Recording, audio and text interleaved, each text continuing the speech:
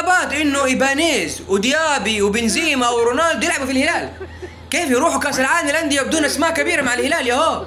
لكن شوف الاتحاد راح بفرحه وشطه وحجازي وروما وكورنادو، واسهل نسخه كانت وراح بذا الفريق.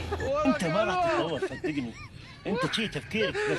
انا ضد هذا القرار. الهلاليين في البدايه يبغوا فيها ايه، وجاء نيمار وبعدين طلع مقلبني، هاشتاج نيمار مقلبني، بعدين بعد ما راح سعود هاشتاج عوضني، دحين سلفني ما يجي والله ما يجي. معك 50 ريال سم، معك 50 ريال ابشر، الله ابشر خيرك يطول لي عمرك. واللي مستغرب منه من المليار المكسب مدري كيف في السنه، وما شاء الله الهلال النادي الوحيد اللي لديه مليارات، بعدين اروح عند كل نادي محمد سلف لاعب شهر ارجع، والله ارجع اكتب سند قرض حسن تكتب قرض حسن لاعب مدة شهر ما رجعت اشتكيني. ما يصلوا والله ما يصلوا. ما صار نادي الهلال، صار نادي سلف روشن السعودي. انا عندي تقرير طبي ان موكلي يتعاطى رائحة الاسفنج المحروق. وفي الاخير نحن كلنا خلف الهلال، وباذن الله ياخذوا كاس العالم للانديه.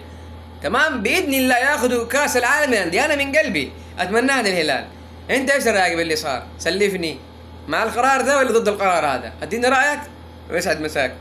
المشكله بقى يعني في شغلتنا دي ان كل واحد فاهم ان هو فاهم، وكده مش ممكن يفهم. بالك بقى لو فاهم ان هو مش فاهم كده ممكن يفهم. حضرتك فاهم؟ لا مش فاهم. يبقى هتفهم.